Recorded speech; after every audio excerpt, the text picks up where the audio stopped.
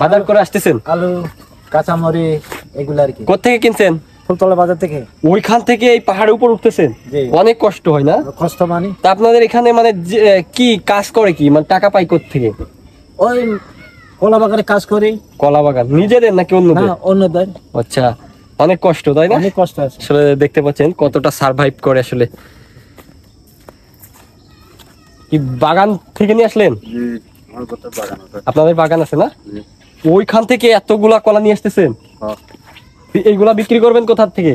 এখানে ওই ফুলতলায়। ফুলতলায় না? এক কান কলা কয় টাকা বিক্রি করেন? এক কান 200 টাকাও বেশি, সময়ে 500 টাকা বেশি। ও মানে এখন কিরকম দাম? এরকম হচ্ছে একটা 200 টাকা লাগবে। এত কষ্ট করে মাত্র 200 টাকা? 200 টাকা। আসলে যেটা দেখেন বন্ধুরা, আমি বারবার বলতেছিলাম যে এখানকার যারা কাজ করে বা এখানে মানে বাগানে করে বা যাই করুক না কেন, জীবিকা নির্বাহ করা কতটা টাফ। এক কান কলা আসলে আমার মনে হয় যদি আমাদের মানে আপনাকে 200 টাকা দিয়ে যদি ওইখান থেকে এনে দিতে বলেন, আপনি মানে 200 টাকার বিনিময়ে কলাগুলো নিচে এনে দেবেন না, অথচ ওনরা নিজেরা পরিশ্রম করে এই কলাগুলো ফলিয়ে আবার ওই পাহাড় থেকে নিচে আসে।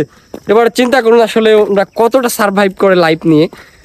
আসলে এটাই জীবন, আসলে যেখানে যেরকম সেখানে সেভাবে মানিয়ে নিতে হয়, এটাই আসলে আমাদের জীবন। কারণ আমি বারবার একটা কথাই বলছি, আমরা কখনো হতাশ হব না, কারণ আমরা অল্পতে হতাশ হয়ে যাই, বাট আমাদের থেকে অনেক কষ্টে মানুষ জীবনযাপন করে, এইগুলো আসলে আমরা দেখি না। সো আমি পুরা এখানের যে চিত্রগুলো এবং এখানকার মানুষের জীবনযাপনগুলো আপনাদেরকে দেখানোর চেষ্টা করলাম। তো আশা করি আপনারা বুঝতে পারছেন, আপনাদেরও ভালো লেগেছে, এবং জীবন নিয়ে যদি কোনো হতাশা থাকে এই ভিডিওটা আপনি অবশ্যই পুরোটা দেখবেন। আর মনে হয় না আপনার জীবন নিয়ে কোনো হতাশা বা কোনো অভিযোগ থাকবে। তো সবাই ভালো থাকবেন।